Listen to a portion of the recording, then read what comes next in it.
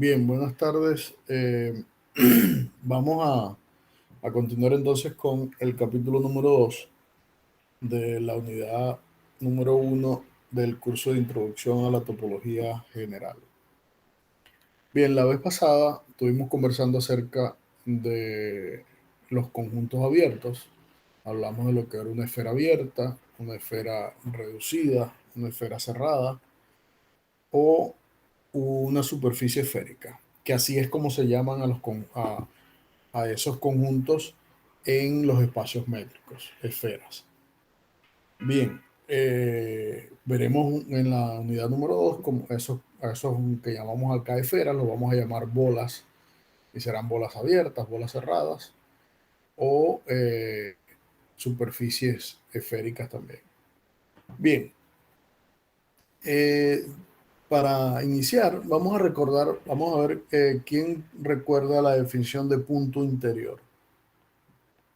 ¿Qué significa que un punto se llame interior?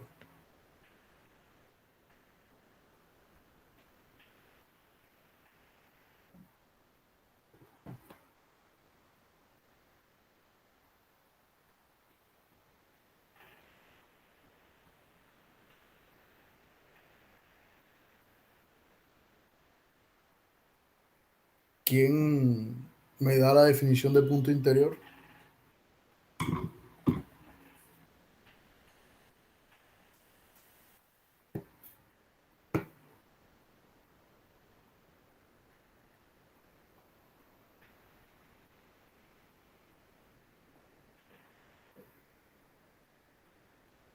Bueno, si nadie me la da la definición de punto interior, yo voy a empezar a preguntar. Jennifer, ¿cuál es la definición de punto interior?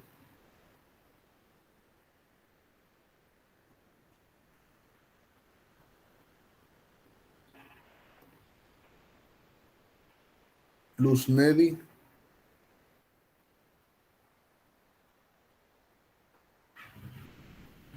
Que está contenido en un conjunto. ¿cómo? Se le puede llamar aquel que está contenido en un conjunto. No, esa no es la Eh, definición de punto interior. luego de. Pues no sé. Gabriela,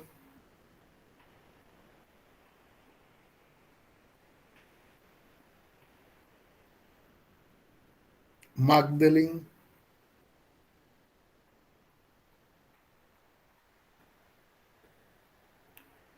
Rosángel,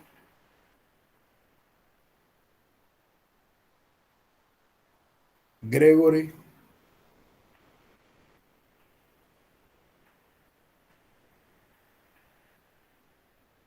O sea, nadie sabe la definición de punto interior. La clase pasada no asistieron ni han leído el material. Entonces,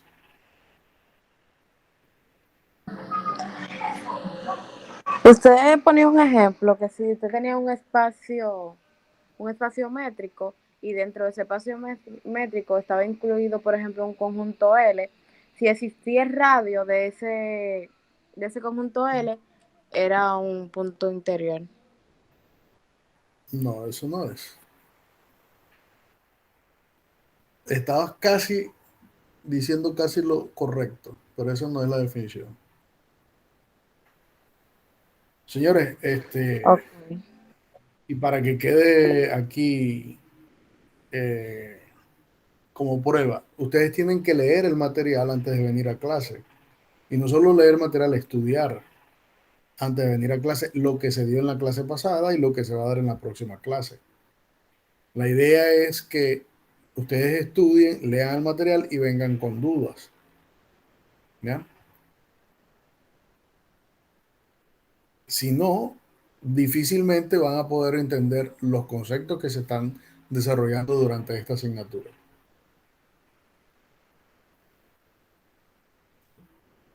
Un punto interior, o se le llama a X un punto interior, dado un espacio métrico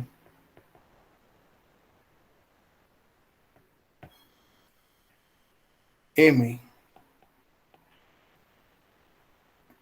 y sea A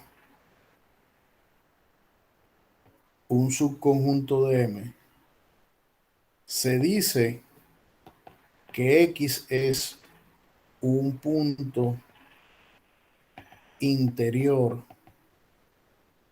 de A si existe un número R mayor que 0, tal que la esfera centrada en X y radio R está completamente contenida en A. Esa es la definición de un punto interior. Se dice que un punto interior si ocurre eso. En caso contrario, no se podrá decir que el punto es interior. Siempre que yo pueda conseguir un número R real tal que la esfera centrada en X de radio R esté completamente contenida en A, el punto se llamará un punto interior de A. En la clase pasada dimos algunos ejemplos donde hablábamos de punto interior y definimos al conjunto de todos los puntos interiores como A a la 0 o A super 0, como el conjunto de todos los X que pertenecen a A, tales que X es un punto interior. Punto interior de A. Y a ese conjunto se le llama, a este conjunto,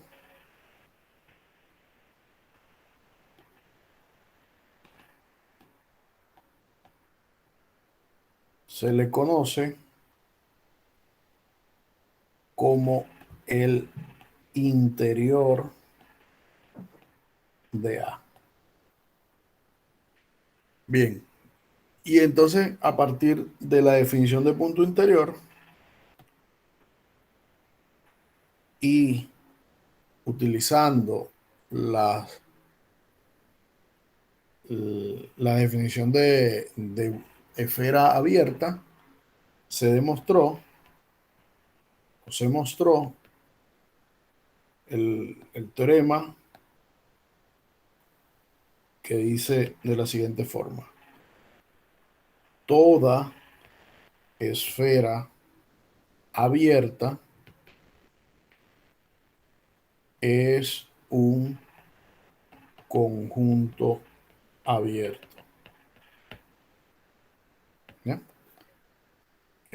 Hicimos varias menciones y vimos algunos ejemplos de esta situación.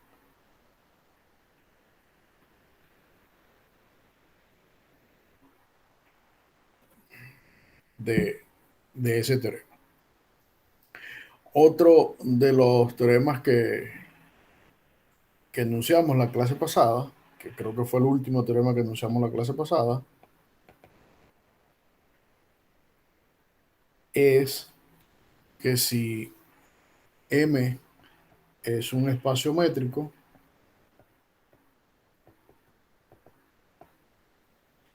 y A un subconjunto de M,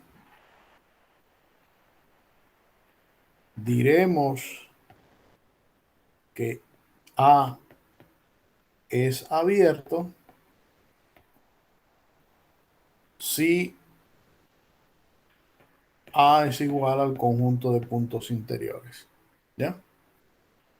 Esto lo que quiere decir es que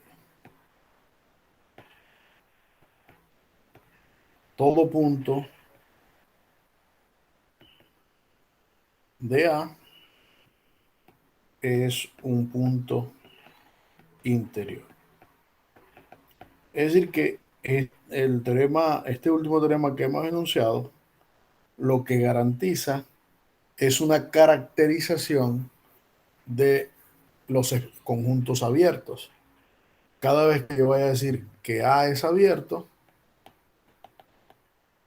lo que estoy diciendo es que A es igual al conjunto de puntos interiores. Es decir, que todos los puntos son interiores. De igual manera, eh, ya mostramos algunos ejemplos donde esto no ocurría y evidentemente no era un conjunto abierto, ¿ya? Entonces, a partir de ahora, vamos a enunciar dos teoremas que son muy importantes y los vamos a utilizar, sus hechos los vamos a utilizar a cada rato, eh,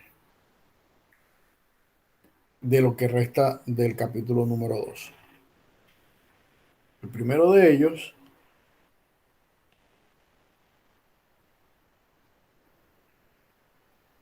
es el siguiente: sea M un espacio métrico,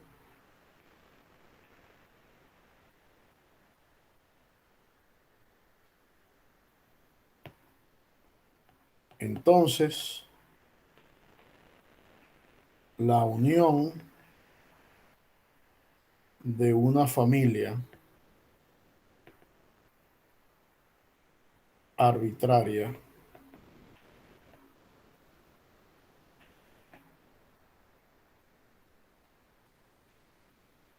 de conjuntos abiertos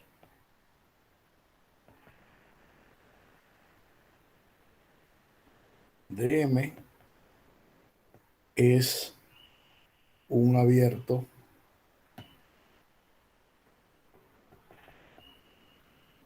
de M. De manera análoga se satisface para la intersección de, de conjuntos abiertos. Pero un momento, ya va. Ya voy a hacer la demostración, pero un momento.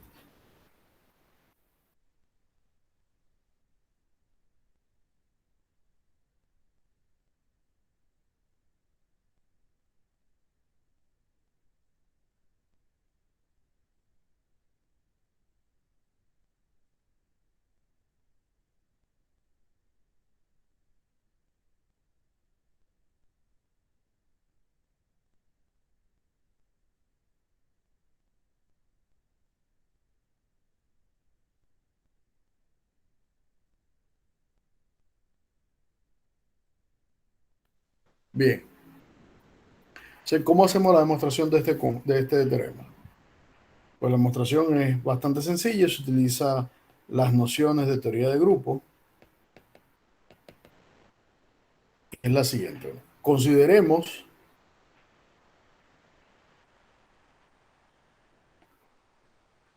la siguiente colección de conjuntos abiertos. Es decir, esta es una familia indexada en I, una familia de conjuntos abiertos. Es decir, ¿qué significa eso? Que cada A sub alfa con alfa en I es abierto. Como me está pidiendo que pruebe que la unión de una familia arbitraria de conjuntos abiertos es abierto, entonces, por probar,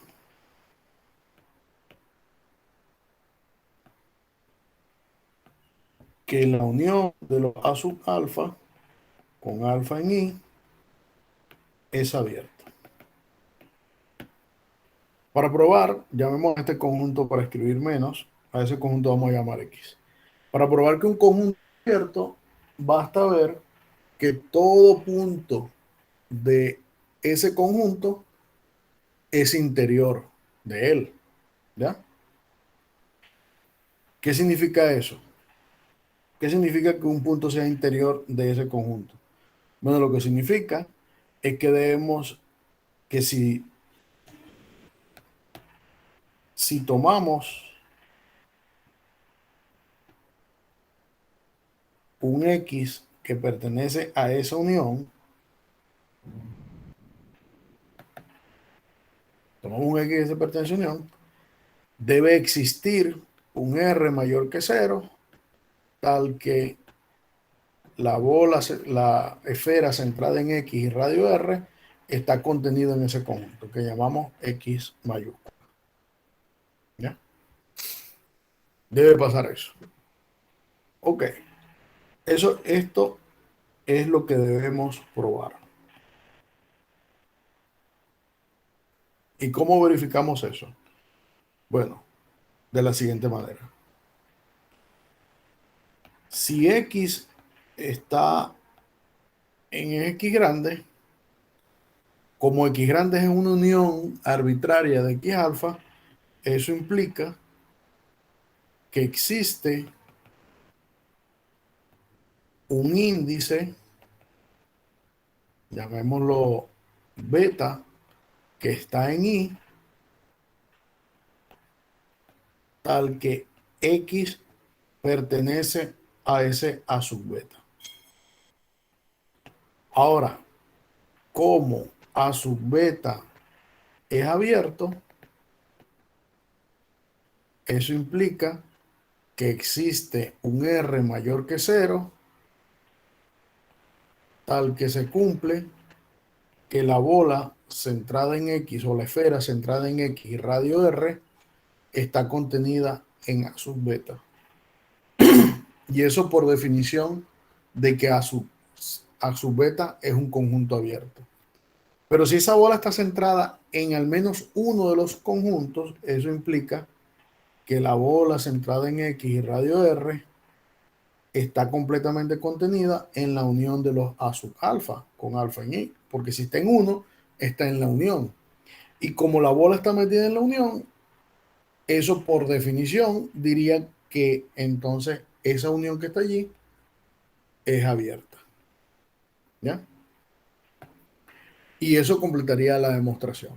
Es decir, una demostración muy sencilla, solamente se tiene que utilizar la definición de punto interior, es decir, la caracterización de que un conjunto sea abierto, que fue el segundo teorema que enunciamos anteriormente, y con eso se demuestra entonces que la unión arbitraria de conjuntos abiertos también es un conjunto abierto. Bien, otro de los teoremas importantes que vamos a seguir utilizando es el análogo a la unión, pero ahora vamos a tomar intersección. Y es el siguiente teorema.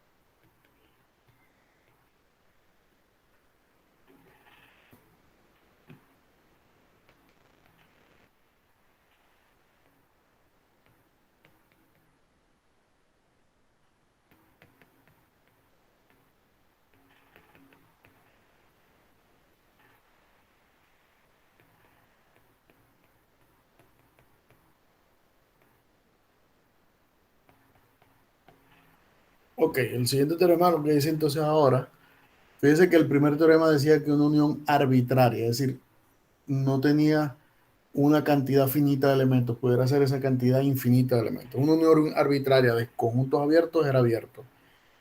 El teorema análogo dice ahora que una intersección de una familia finita de conjuntos abiertos es abierto. Es decir, aquí es importante que sea finita la familia de conjuntos abiertos. Es decir, las intersecciones finitas, no infinitas. Bien, para construir esta demostración, vamos a proceder de manera similar como lo hicimos anteriormente. Sea una familia A sub i, con i desde igual 1 hasta n, finita, es decir, ya cuando estoy diciendo que va de 1 hasta n, estoy diciendo que va a ser una familia finita, va a ser A1, A2, A3, A4, A5, hasta A sub n. Una familia finita de conjuntos abiertos, donde cada A sub i es un subconjunto de M y es abierto. Y tomemos, o sea, vamos a llamar a este conjunto H como la intersección de todos los i desde igual 1 hasta n de los A sub i. Voy a tomar H de ese conjunto, ¿ya? Para probar que es abierto, o sea, si yo quiero ver que este conjunto es abierto, basta con ver que existe un R, o sea, que para cada X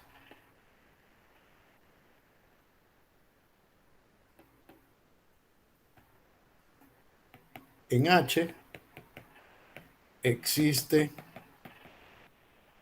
un R mayor que 0, tal que la bola centrada en X y radio R está contenida en H.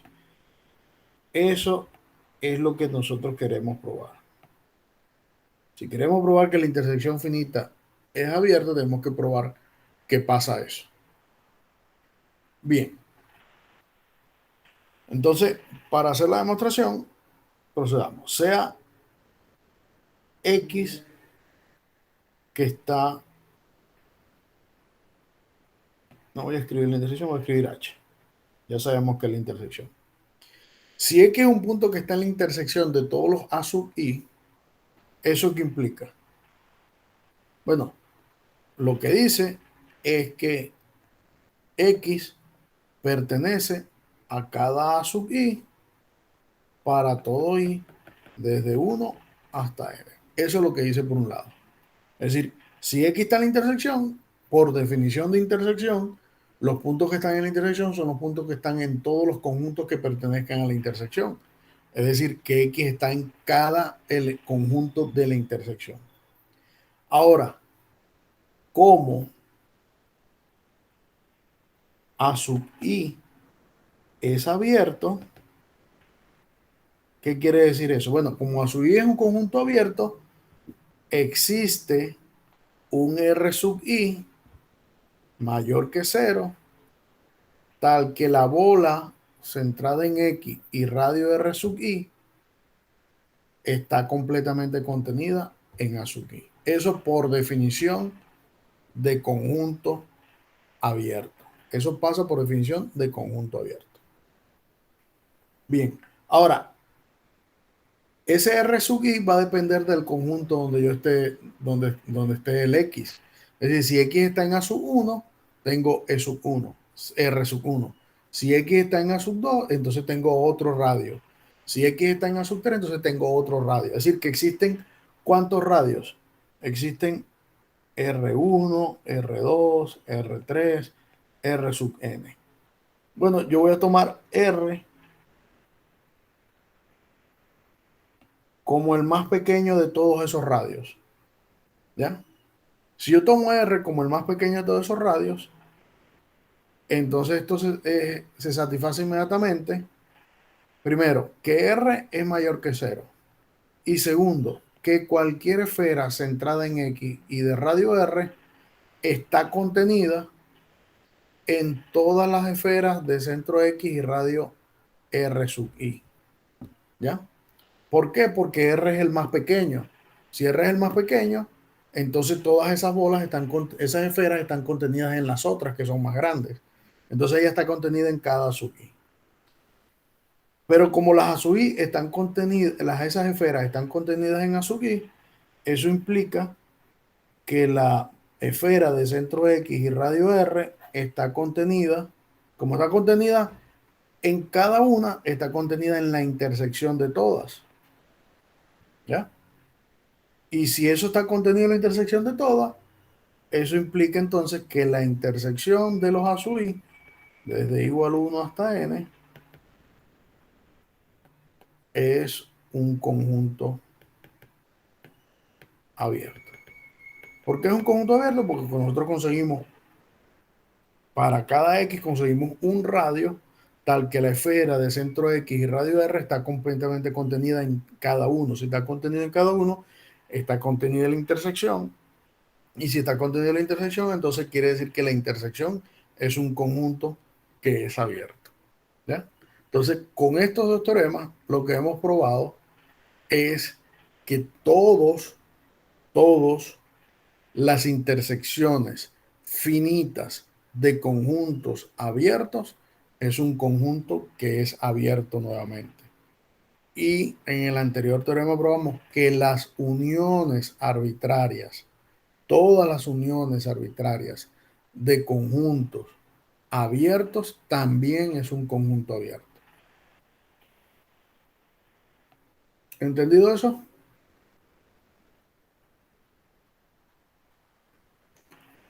Bien. De esos dos teoremas podemos tener el siguiente resultado.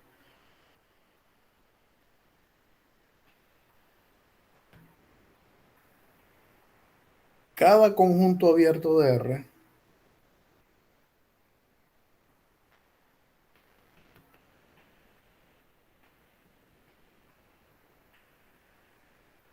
se puede escribir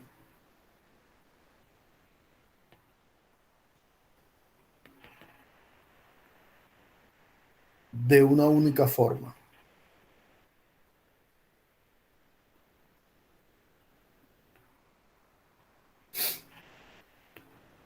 Como una unión disjunta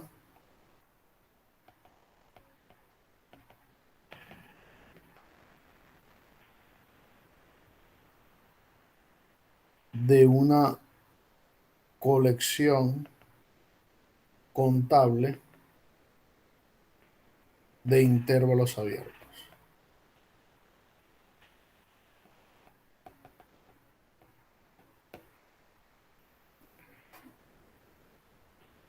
Y esto es más o menos claro por el siguiente hecho. Si yo tengo la recta real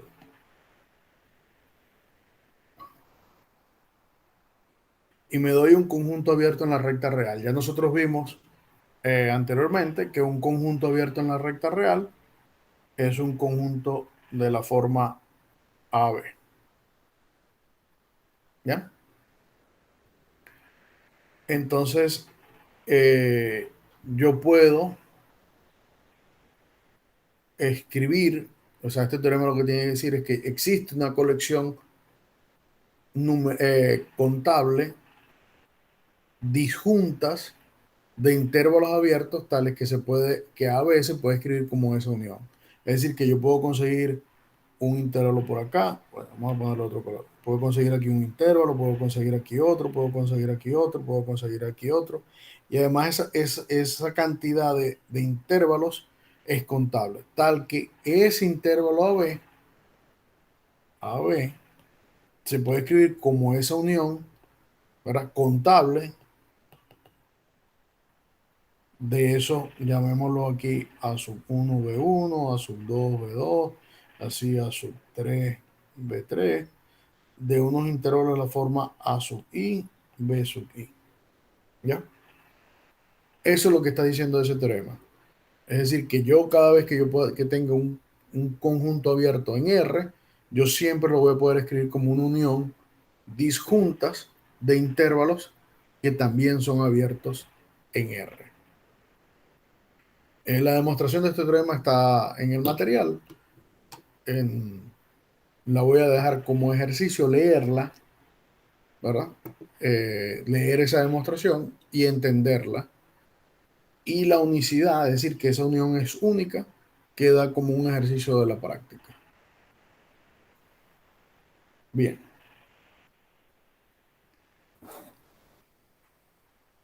Otro de los resultados que tiene que ver con conjuntos abiertos y que son muy interesantes son los que tienen que ver con el interior de las uniones o de las intersecciones de conjuntos. Es decir, de qué manera yo puedo relacionar las uniones y las intersecciones de conjuntos con el interior de ese conjunto.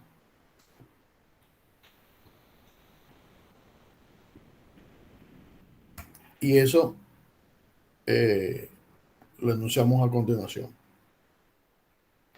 Si A y B son dos conjuntos cualesquiera,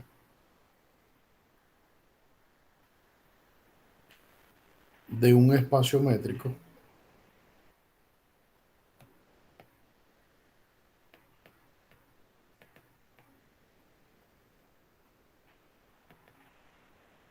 M,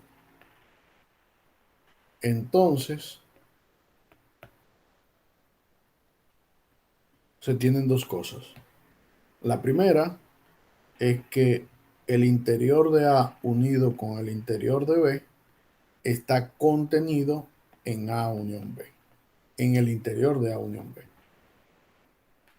Y la segunda es que el interior de A intersectado con el interior de B es igual al interior de la intersección. ¿Ya?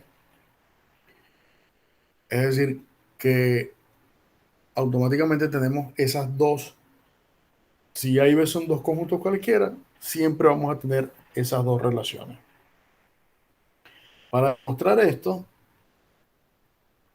basta con conocer las relaciones que hay entre los conjuntos. Una de las relaciones que nosotros hemos visto es que si A es abierto, entonces A es igual a su interior, en el caso que sea abierto. Ok. Si no fuese abierto, lo más que se puede decir, ¿verdad? Si A no es abierto, entonces el interior de A está contenido en A. ¿Bien? Si A no es un conjunto abierto, entonces el interior está contenido en el conjunto A. Entonces, si eso ocurre, tenemos por un lado que el interior está contenido en A y el interior de B está contenido en B. ¿Ya? Y nosotros sabemos por teoría de conjuntos que si un conjunto está metido en otro, si A está metido en C, voy a escribirlo acá. De teoría de conjuntos se sabe que si X está contenido en Y Z está contenido en W, entonces X unión Z, ¿verdad? Está contenido en Y unión W. Análogamente para la intersección, X intersección Z está contenido en Y intersección W. Eso se sabe de teoría de conjunto. Ahora bien, utilizando ese hecho que se sabe de teoría de conjunto, tenemos que A interior unido con B interior está contenido en A unión B y A interior unido con B interior está, perdón, intersectado con B interior está contenido en A intersección B. ¿Ya? Es decir, que tenemos dos relaciones. Estamos casi llegando a las dos relaciones que teníamos anterior. Ahora, por el teorema anterior, nosotros tenemos que las uniones arbitrarias de abiertos es abiertos y las intersecciones arbitrarias de abiertos es abierto, que fue lo que vimos anteriormente. Perdón, las uniones arbitrarias y las intersecciones finitas. Es decir, que este conjunto A unión B, A interior unido B interior es un abierto. A interior unido B interior es un abierto. Y como es un abierto, él tiene que estar contenido en el abierto que está contenido en A unión B, es decir, que está contenido aquí. Y así, esta propiedad que está acá es la primera que queríamos demostrar. Que la unión de los interiores de dos conjuntos es el interior de la unión de los conjuntos. Y de la otra relación, que sería esta que está acá, lo que podemos concluir es que A interior intersectado con B interior está contenido en el interior de A intersección B. Es decir, ya hemos mostrado, si nos vemos acá, hemos demostrado la mitad de esta igualdad. ¿Ya? Es decir, probamos solamente una inclusión de la igualdad. Tenemos que probar la otra. Ahora bien, para probar la otra, ¿qué debemos hacer? Bueno, como A intersección B está contenido en A y A intersección B está contenido en B, eso porque son dos propiedades de las intersecciones de conjuntos.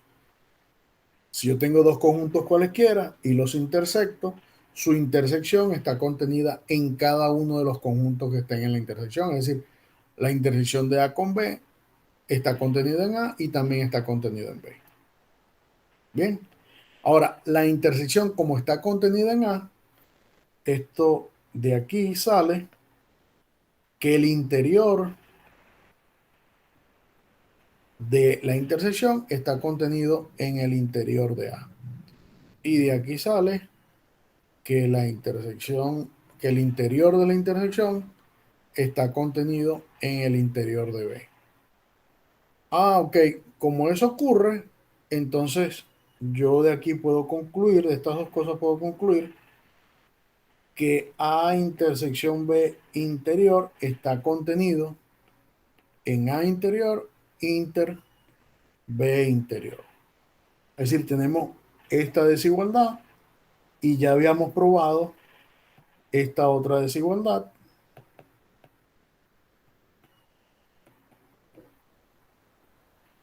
¿verdad? Por lo tanto, estas dos implican que A intersección B interior es igual a interior intersección B interior, que era lo que queríamos demostrar. Es decir, que acabamos de demostrar dos propiedades para la intersección y para la unión de conjuntos. Es decir, no importa quiénes sean los conjuntos, las dos relaciones se satisfacen. Es decir, no me importa si son abiertos o son cerrados, sencillamente, si yo tengo dos conjuntos cualesquiera, si tengo M en un espacio métrico,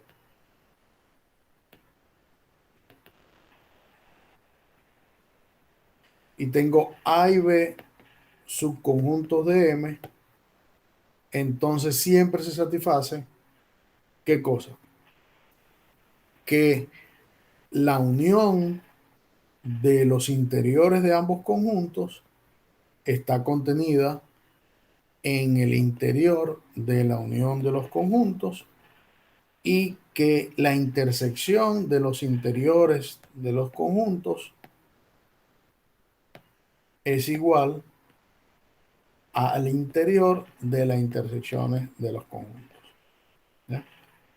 Y eso, digamos que nos da un resultado importante en cuanto a lo que tiene que ver con los conjuntos abiertos en espacios métricos. Bien. ¿Preguntas hasta ahora?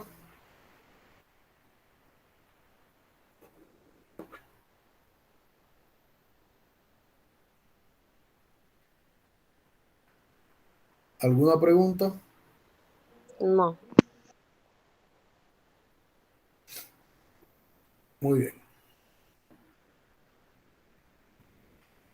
Otra caracterización de los conjuntos abiertos, es decir, ya hemos caracterizado los conjuntos abiertos de acuerdo a su interior, pero existe otra caracterización de los conjuntos abiertos en relación a los propios conjuntos. Es decir, si yo tengo M, un espacio métrico,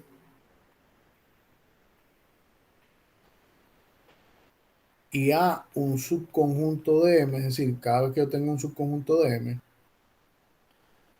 entonces diremos que A1, si está contenido en A, es abierto si y solo si A1 se puede escribir como A intersectado con U, donde U es un abierto de M. ¿Ya? Es decir, que todos los conjuntos abiertos que estén contenidos en otro, o sea,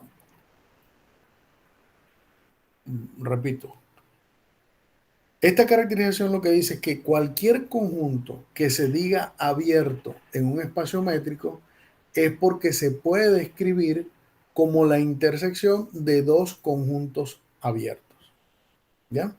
O la intersección de un conjunto con un conjunto abierto. Es decir, que si yo tengo M, el espacio métrico, y tengo A, un subconjunto de M, aquí está M y aquí está A.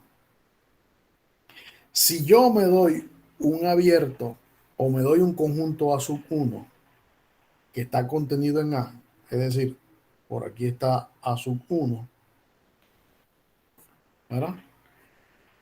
Yo diré que A sub 1 es abierto si y solo si A sub 1 se va a poder escribir como A intersectado con U, donde U es abierto en M. Si eso ocurre, quiere decir que existe un U en M tal que A1 se puede escribir como A intersectado con S. Es decir, pudiera ser que en este caso, mmm, bueno, yo pudiera darme U por acá. ¿Ya? Entonces, cuando yo intersecte a U con A, o U podría ser incluso más grande, entonces él lo que me hace garantizar que cualquier abierto del espacio métrico, si ese, bien se puede escribir como un conjunto A que no necesariamente es abierto, con un conjunto U que sí tiene que ser abierto. ¿Ya? Eso es lo que dice ese resultado. La demostración es muy sencilla y se utilizan básicamente los teoremas que vimos anteriormente de intersecciones, que la intersección es de abiertos era abierto y que las uniones de arbitrarias de abiertos era abierto. ¿Ya? Eso básicamente es lo que único que se utiliza y vamos a hacer un esbozo de esa demostración. Bueno,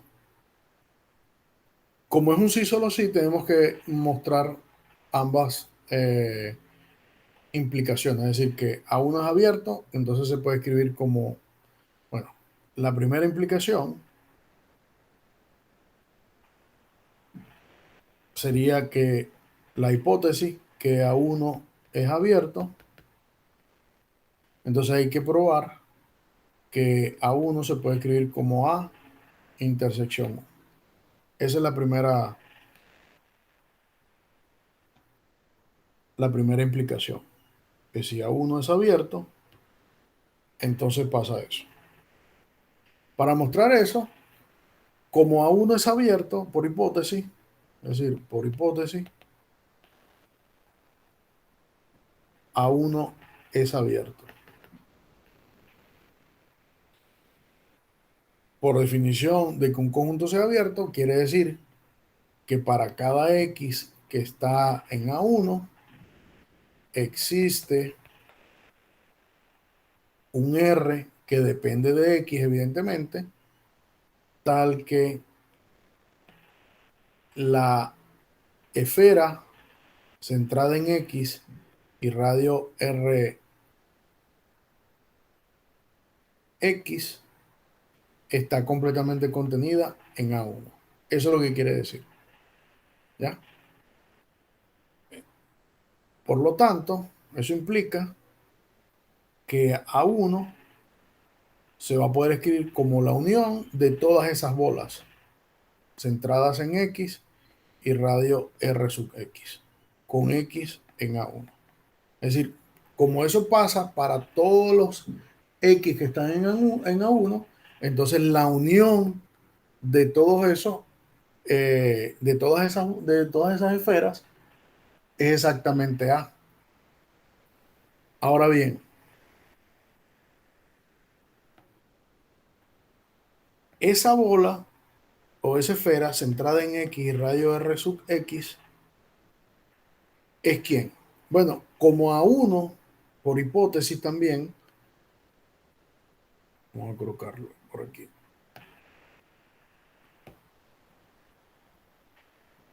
Como por hipótesis A1 está contenido en A, eso implica que las bolas de centro X y radio R sub X son iguales a quién? A intersectado con ahora cualquier bola centrada en X y radio RX.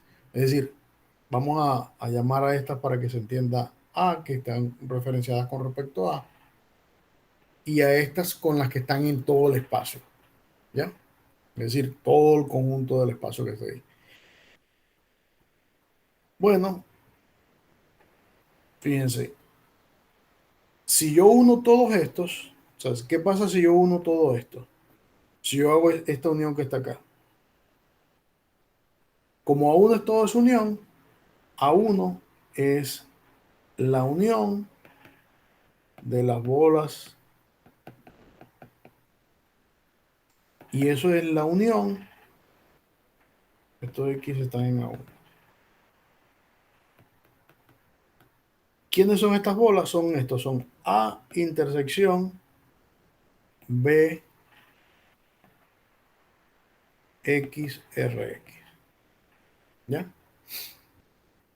Pero como la unión es distributiva con respecto a la intersección, yo puedo colocar esa unión donde yo quiera.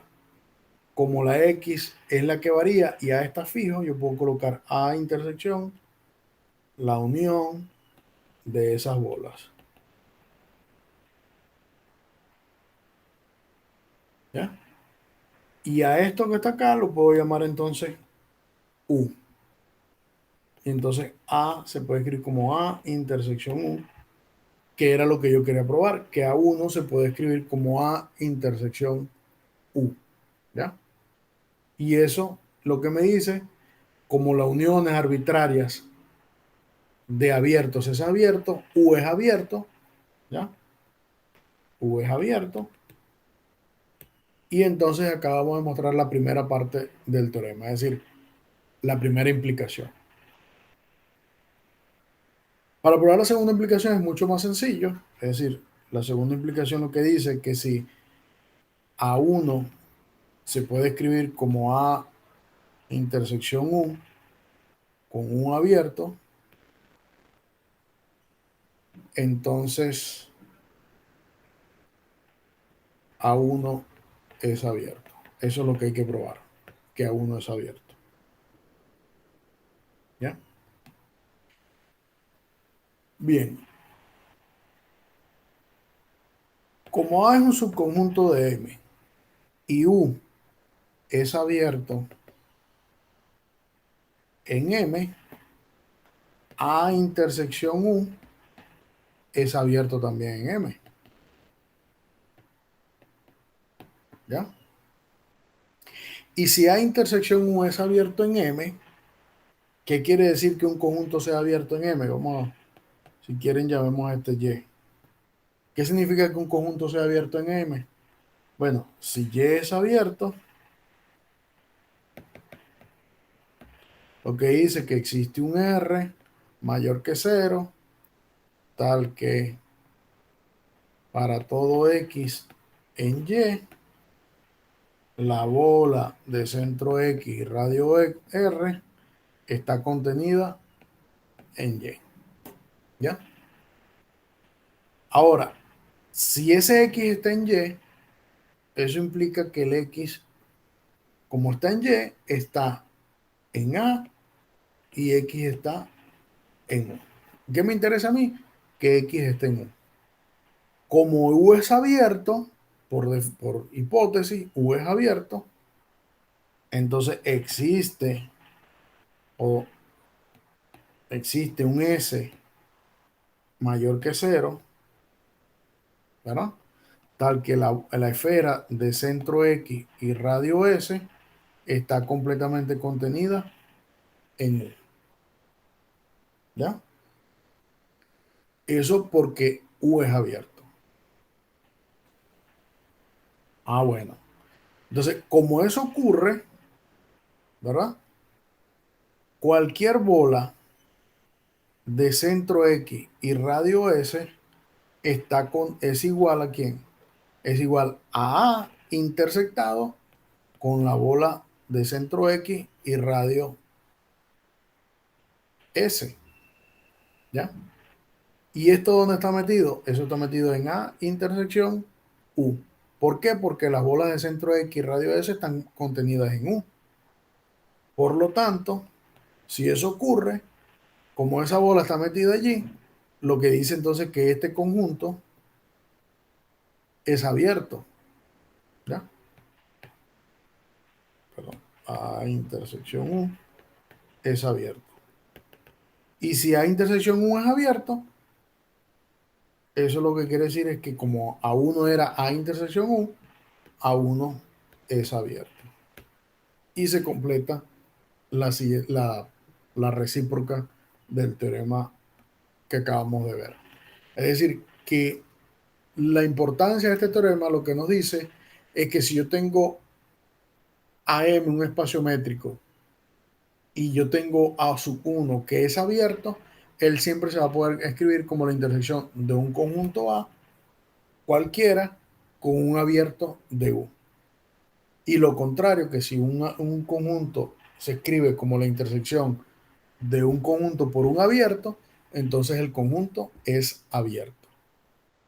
Y esos serían los resultados más importantes de la topología en espacios métricos con respecto a conjuntos abiertos. ¿Entendido?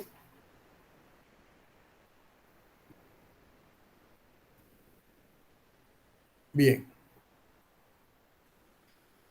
Ahora vamos a hablar de lo que son los entornos y los de acumulación.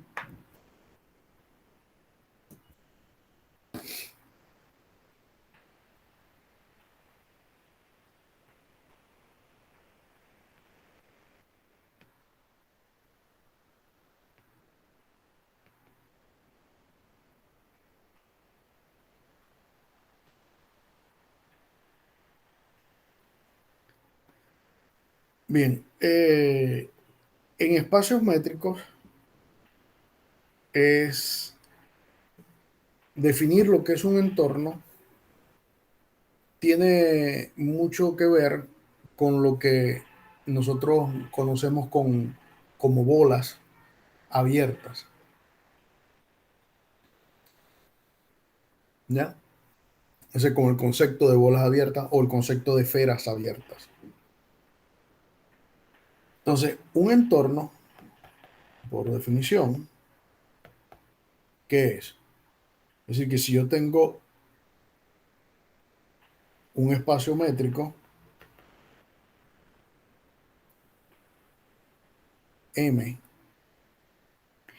y A, un elemento cualquiera de M, o X, un punto cualquiera de M, llamaremos un entorno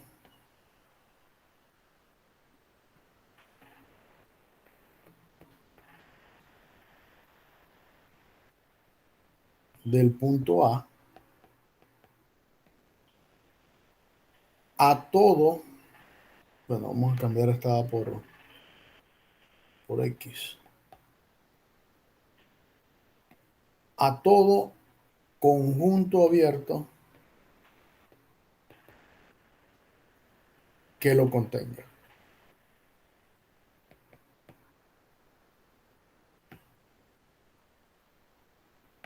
Ahora, si se fijan, esta definición tiene mucho que ver con la definición de una bola abierta, ¿ya? Es decir, que ahora nosotros podemos clasificar los entornos como sencillamente una bola abierta. ¿Entendido? Es decir, un entorno sencillamente va a ser una bola abierta. ¿Por qué un entorno va a ser una bola abierta? Porque estamos diciendo que un entorno es sencillamente cualquier conjunto abierto que contenga X. En particulares, las bolas abiertas, nosotros probamos que toda esfera abierta es un conjunto abierto, por lo tanto, cualquier esfera abierta o cualquier bola abierta en un conjunto o un espacio métrico será un entorno de X. Es decir, para cada, si ahora lo hacemos en términos de bolas, de esferas abiertas, si yo tengo M un espacio métrico, llamaré un entorno de un punto X de M sencillamente a cualquier bola de X que contenga X, evidentemente. Es decir, las bolas, perdón, las esferas abiertas son entornos de X, ¿ya? Las esferas cerradas también son entornos de X, pero la esfera reducida no es un entorno de X y la superficie esférica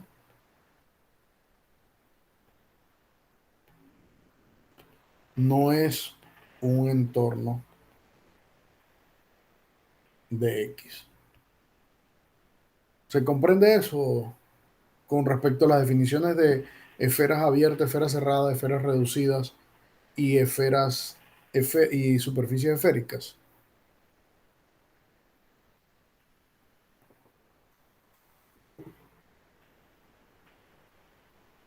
¿Están allí o no Más o están menos. escuchando? ¿Están allí o no están escuchando?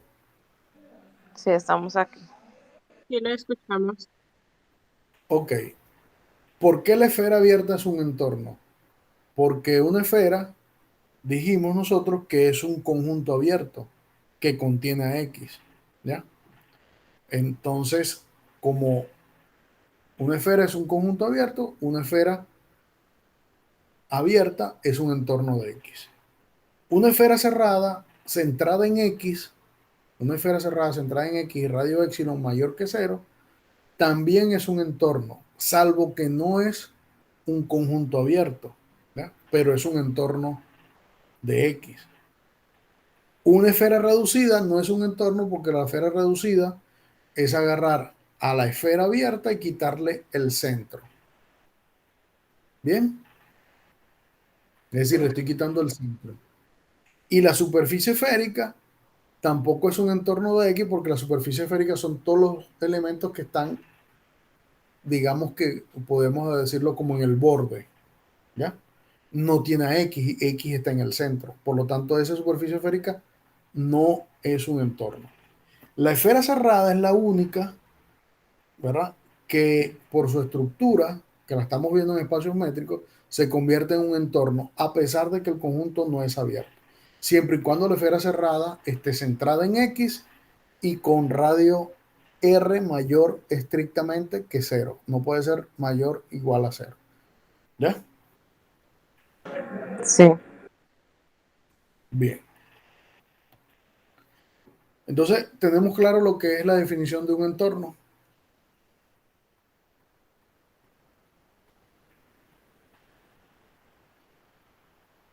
Más o menos, una pregunta, profe.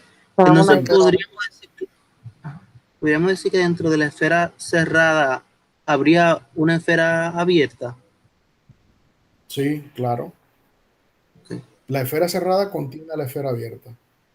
ok. Ejemplo, eh, en R,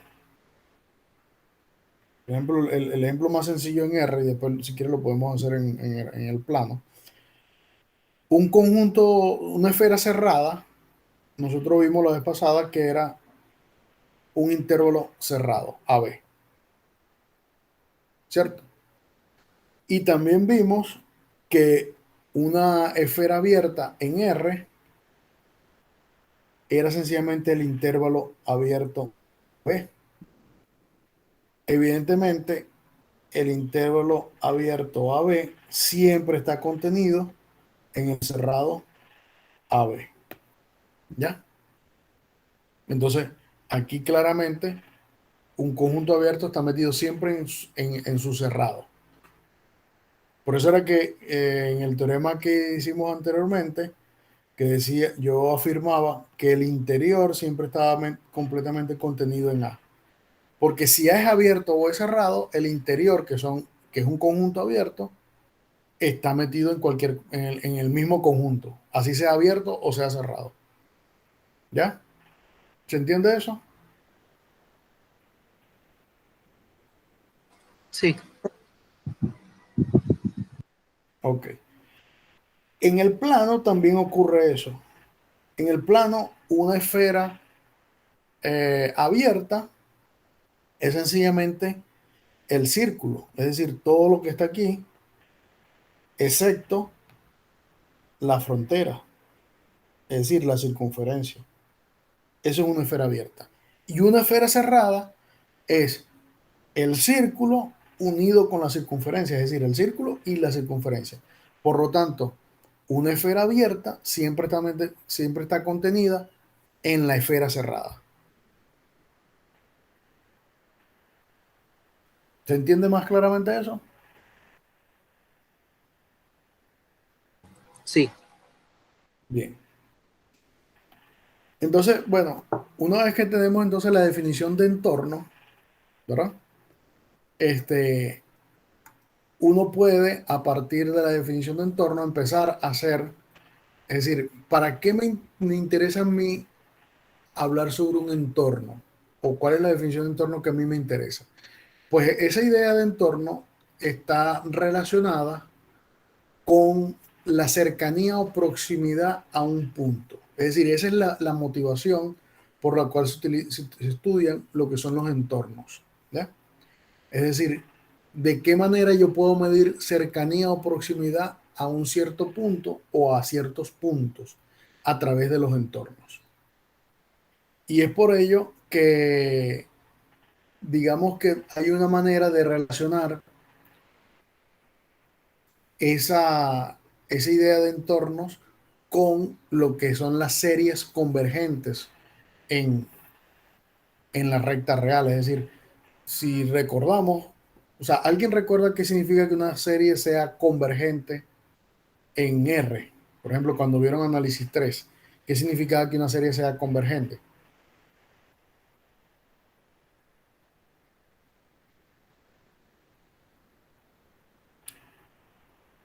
¿Recuerdan o no recuerdan el concepto de serie convergente?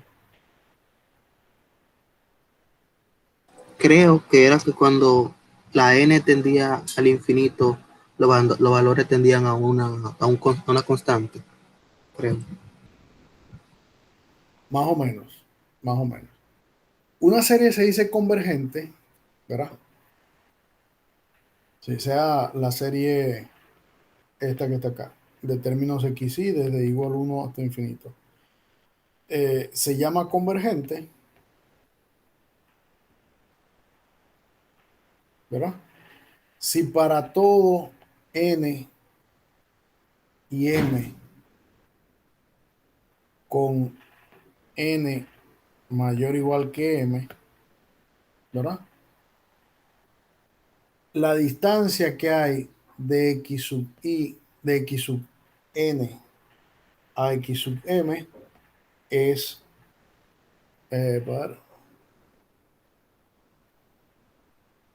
sí, la distancia que hay de x sub n a x sub m es menor que 0, es menor que un cierto éxito. O sea, ya. Se llama una serie convergente para todo n y m naturales con n mayor que m. Existe un éxito mayor que 0, tal que la distancia que hay de x sub n a x sub m es menor que éxito. ¿Ya? Eso lo que dice es que si usted tiene una serie de puntos, supongamos que los pudiéramos ordenar de esta manera,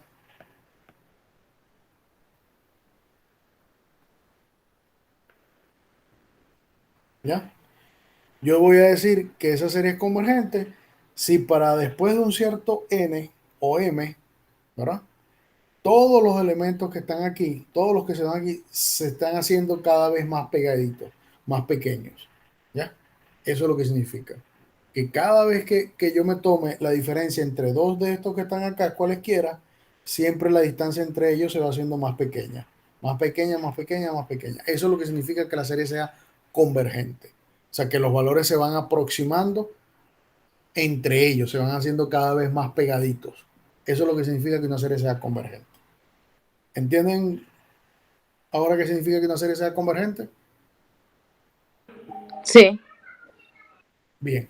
Entonces, para espacios métricos existe una definición equivalente de series convergentes. ¿Ya? ¿Y cuál es la definición de espacio, para espacios métricos de una serie convergente? Bueno, una sucesión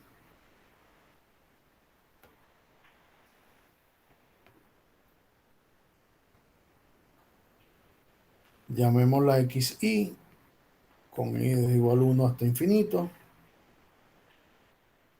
en un espacio métrico M,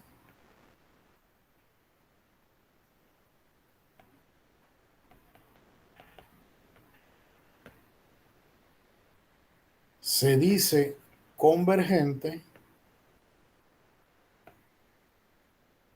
a x, o sea, converge al punto x en M, si ocurre que el límite cuando y tiende a infinito de las distancias de xy a x es igual a 0. En ese caso se dice que la serie es convergente y se escribe que esta serie converge a x. Es decir, la sucesión de términos converge a x. ¿Se comprende esa definición ahora de serie convergente? Es decir, tratamos de mezclar la definición que dimos anteriormente de serie convergente en cualquier conjunto, ahora con un espacio métrico. Un espacio métrico está definida la distancia. Entonces ahora yo sí puedo decir que la distancia de esa distancia tiende a cero, es decir, que cada vez se van haciendo más pequeños esos valores. El mismo sentido que para series convergentes en R. ¿Comprendido?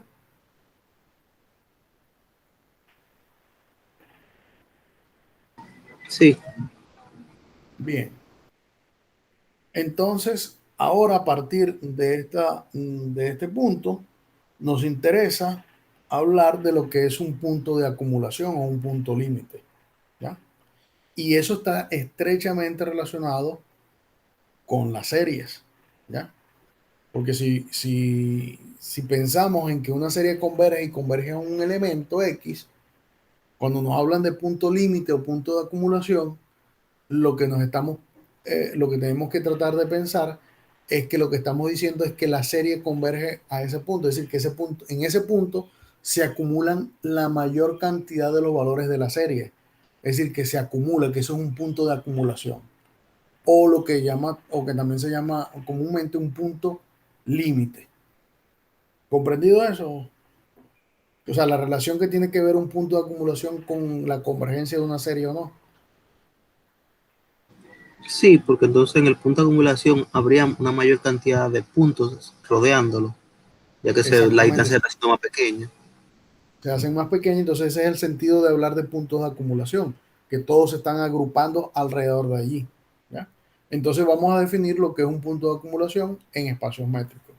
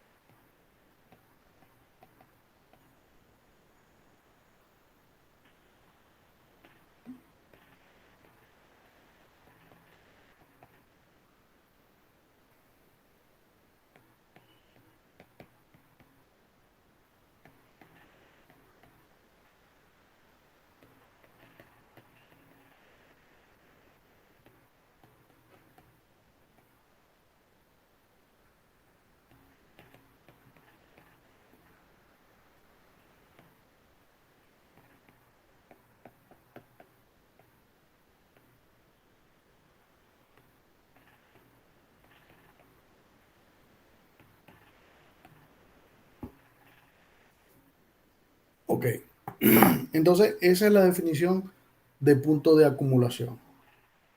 ¿Ya?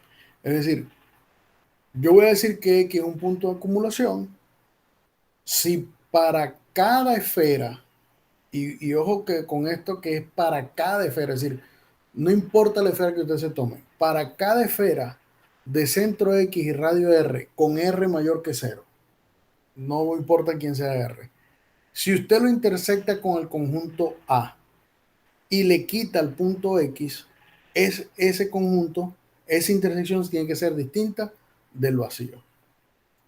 Gráficamente, ¿qué significa eso? Fíjense, lo que significa gráficamente es lo siguiente. Si usted tiene aquí el espacio métrico M, ¿verdad? Y tengo A un subconjunto de M, ¿ya? Bueno, vamos a hacerlo así mejor ya. Vamos a borrar esto.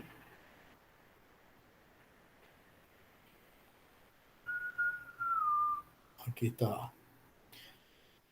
Ok, y A es ese. Y usted agarra un punto X. Yo voy a decir que ese punto es de acumulación si cualquier esfera de centro X y radio R, es decir, tomo esta esfera, por ejemplo, vamos a poner en rojo para distinguir la esfera. Es decir, tomo esta esfera, o mejor dicho, tomo esta esfera. Si para cada esfera de centro X y un cierto radio, cuando usted agarre e intersecte al conjunto A con esa esfera y le quita este punto, la intersección tiene que ser distinta del vacío. Si la intersección no es distinta del vacío, eso no es un punto de acumulación. ¿Ya? Eso es lo que dice esa definición. Ahora, un ejemplo de eso que está allí. Bueno, supónganse esta serie, esta en R, vamos a trabajar en R. para que lo vean. R. Y tengo sobre R definida esta sucesión de términos.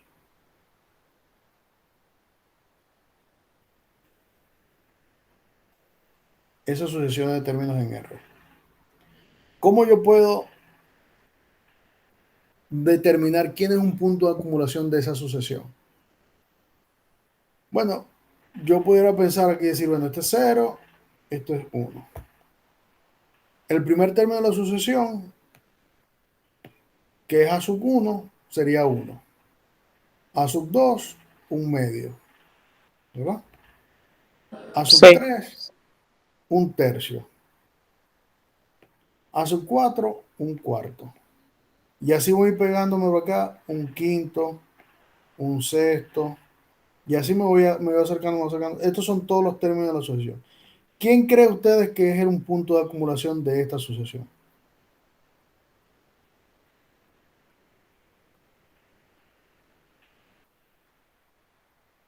¿A quién se le parece a ustedes un punto de acumulación de esa sucesión?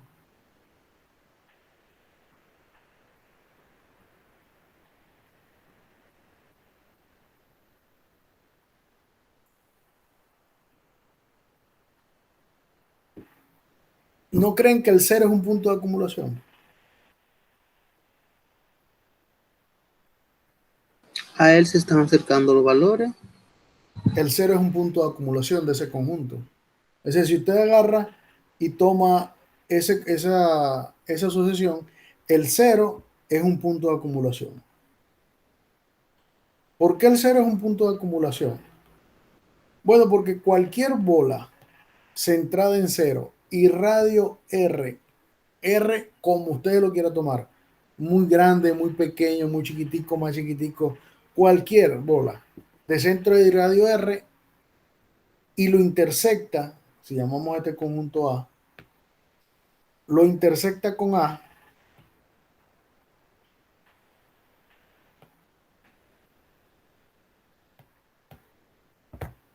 lo intersecta con A y le quita, en este caso el 0, que el 0 no pertenece a ese conjunto, pero suponga que le quita el 0, esa intersección es distinta del vacío. ¿Por qué esa intersección es distinta del vacío? Y ahí es donde uno puede decir, bueno, ¿cómo son las bolas en R? Bueno, son intervalos de la forma 0, A, donde A es un número cualquiera. Bueno, tomemos A igual a 1 sobre 1.000.000.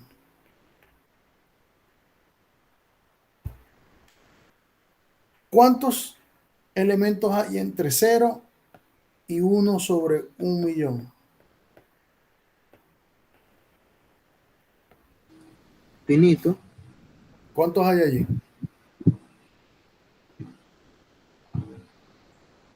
¿No serían infinitos elementos? Allí hay infinito. Dime uno que además esté en A. 1 sobre 1.000.000 Pues, 1. pues ese está en A, ¿verdad? 1 sobre 1.000.000 1 y es más, y está antes de 1.000.000. Es decir, yo tengo aquí 0,1 sobre 1.000.000 1, ¿cierto? Y ese está, y este conjunto está contenido en este que está acá. Y así yo puedo incluso 1 sobre 2 millones, 1 sobre 3 millones, 1 sobre 5 millones. Es decir, que no importa qué tan pequeño yo pueda tomar este R que está acá, siempre yo voy a poder conseguir elementos que pertenezcan a A y que sean distintos de cero. Eso es lo que significa que ese sea un punto de acumulación. ¿Entendido?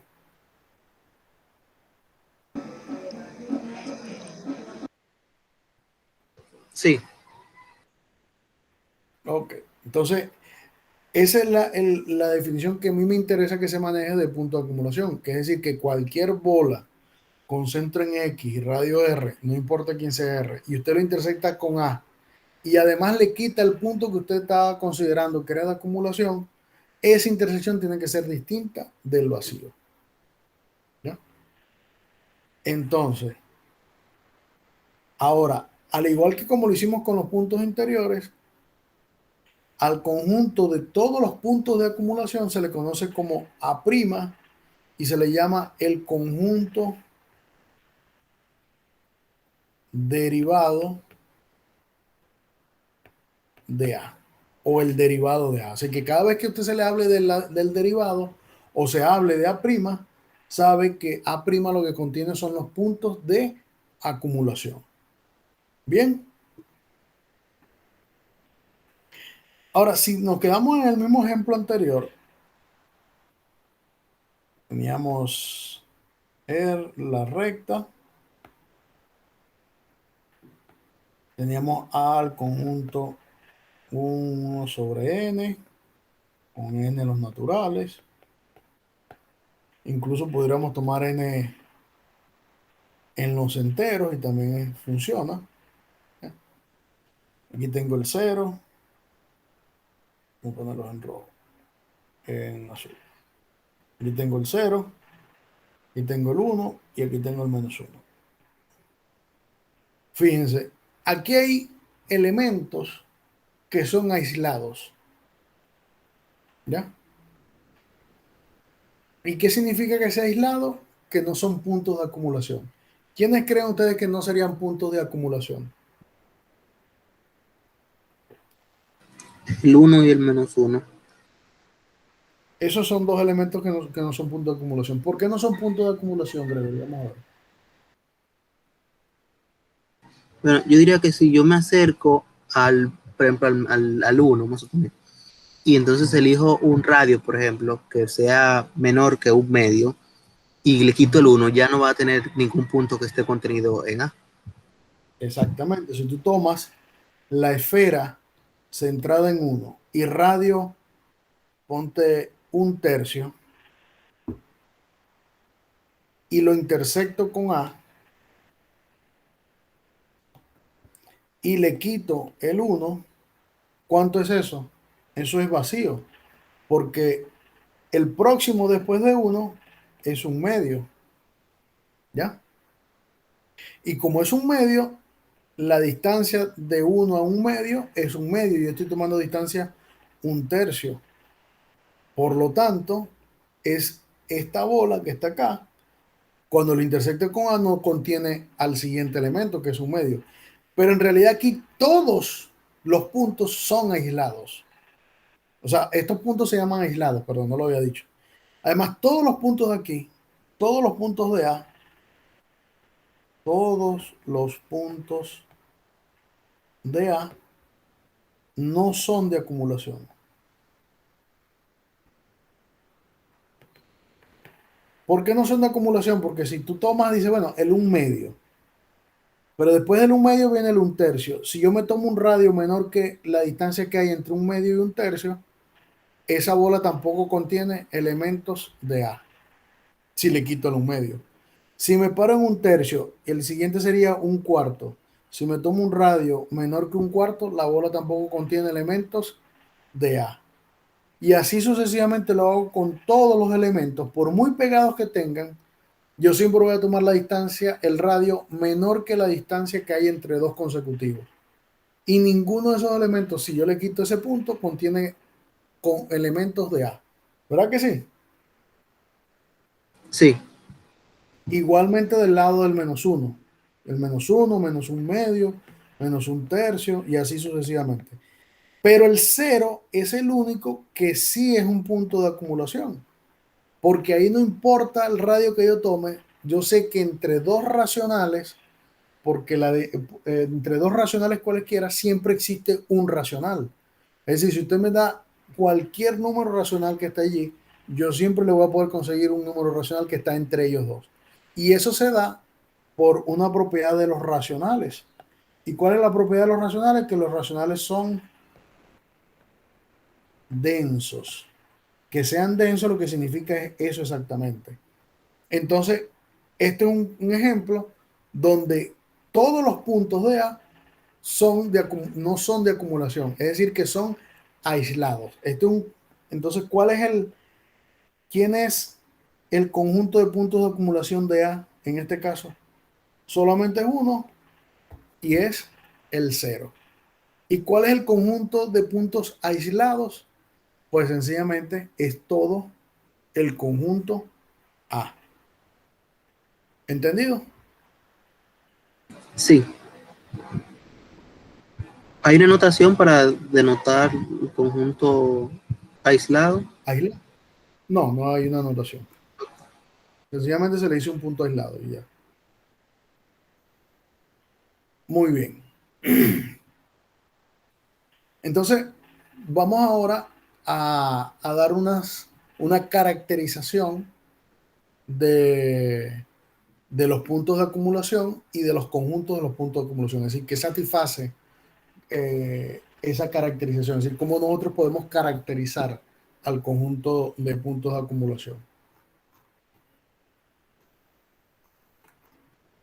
¿Ya? Entonces, tenemos el siguiente teorema.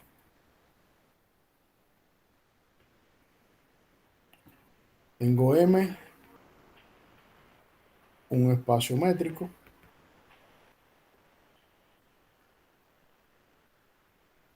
y A, un subconjunto de M. Entonces, sea un X en M, se satisfacen, o la siguiente, en realidad no se satisface. Las siguientes proposiciones son equivalentes.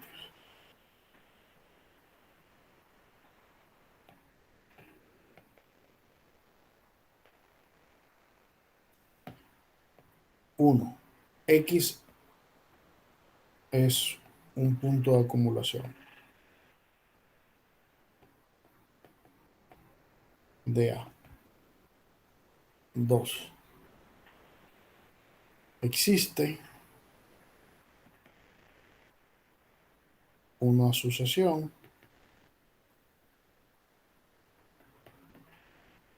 de A tal que xn es distinto de x para todo n y xn converge a x. Y 3, cada bola abierta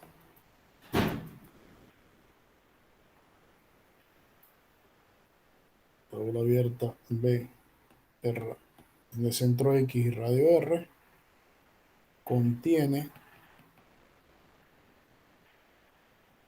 infinitos elementos de A.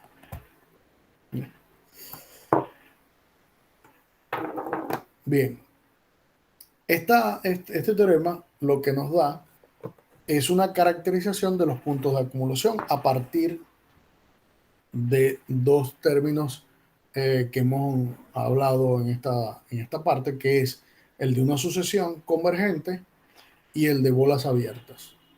Entonces, fíjense que es bastante clara. La demostración están hechas los detalles en el material. Yo lo que me gustaría a mí es que ustedes lean esa demostración y traten de entender eso que está allí. Más que aprenderse la demostración, entender por qué eso ocurre.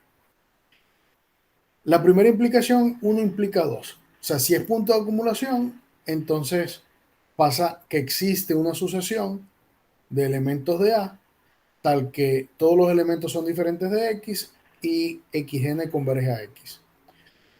Según nuestra definición de sucesión que dimos ahorita, ¿qué significa que xn converge a X? Lo que significa es que el límite, cuando n tiende a infinito, de las distancias de xn a X es 0. ¿Ya? Eso es lo que significa. Y tiene sentido con lo que hemos hablado de punto de acumulación. ¿Ya? Porque precisamente lo que hace un punto de acumulación es eso, que agrupa muchos elementos a su alrededor. La otra implicación sería que 2 implica 3, es decir, que si esto ocurre, entonces existe una bola centrada en X, y eso es exactamente lo que nosotros vimos también en punto de acumulación. Que cuando usted intersecta cualquier bola centrada en X y radio R con el conjunto A y le quita X, eso contiene por lo menos un elemento. Y si contiene uno, contiene dos, contiene tres, porque usted le puede ir quitando a medida que va, le voy quitando elementos y se va dando cuenta que tiene infinitos elementos. ¿Ya? Y que sea punto de acumulación también implica y uno también implica tres, es decir, que si es un punto de acumulación, también cualquier bola de centro X y radio R contiene infinitos elementos de A, porque esa es la definición que nosotros hemos manejado de punto de acumulación. Es decir, básicamente, esto que acabamos de enunciar, lo que nos da es una caracterización de los conjuntos de puntos de acumulación o de los puntos de acumulación.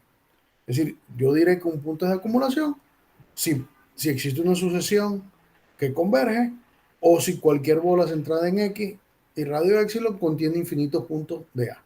Y viceversa. Si hay una sucesión que es convergente, allá converge ¿a quién? Converge al punto de acumulación. Y si yo tomo cualquier bola de centro X, radio R, y lo intersecto con A y tiene infinitos puntos, ese punto es un punto de acumulación. ¿Se entiende lo que expresa el teorema? Es decir, la caracterización que da el teorema acerca de los puntos de acumulación.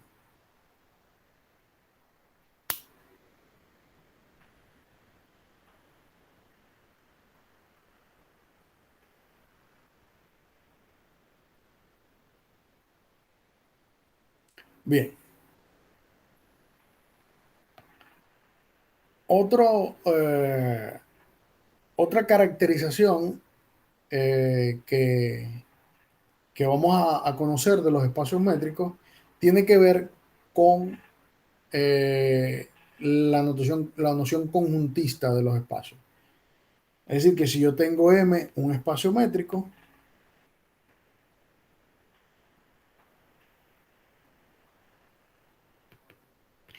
y A, un subconjunto de M cualquiera, A, un subconjunto de M cualquiera, entonces estas dos cosas son equivalentes. Uno, que M menos A es abierto,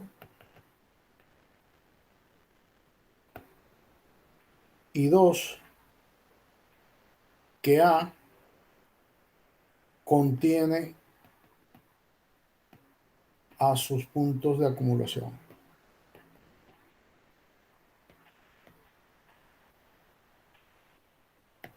¿Qué significa que A contenga sus puntos de acumulación? Es decir, que los puntos de acumulación están contenidos en A. Es decir, esas dos cosas son equivalentes. Si que M menos A sea abierto, implica que el conjunto de puntos de acumulación está completamente contenido en A. Y si el conjunto de puntos de acumulación está contenido en A, entonces su complemento es abierto. ¿Ya?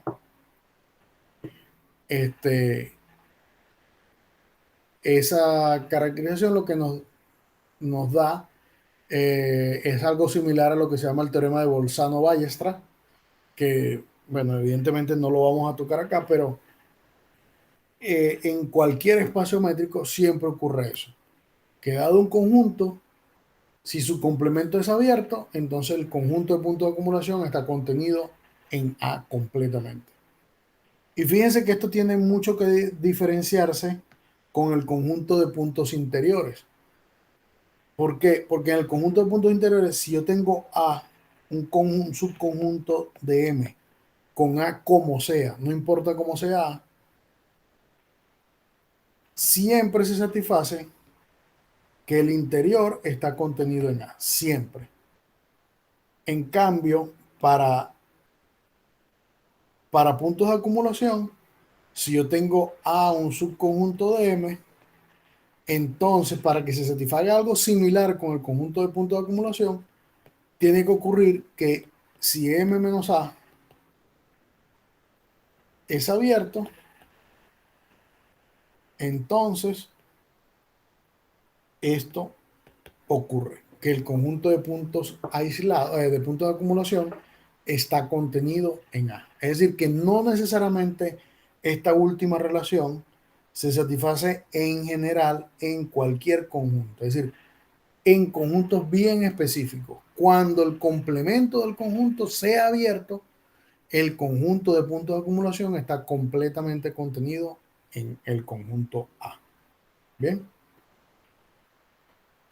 Bien, entonces, bueno, por hoy vamos a dejarlo hasta acá. Este,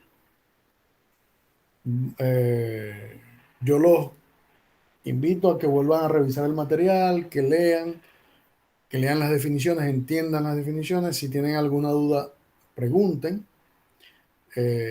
Pues yo comprendo que esto no es algo muy sencillo, pero si se lee el material y se estudia las definiciones y se tratan de entender los ejemplos, yo estoy completamente seguro que va a ser mucho más sencillo a no leer el material o a solamente tratar de venir a clase y no tratar de hacer un esfuerzo leyendo el material, tratando de hacer los problemas, los ejercicios.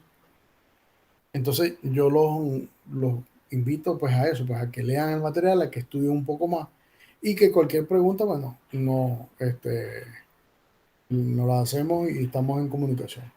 Por mi parte no me queda más que decirle feliz tarde y nos vemos entonces el próximo lunes a la hora acordada.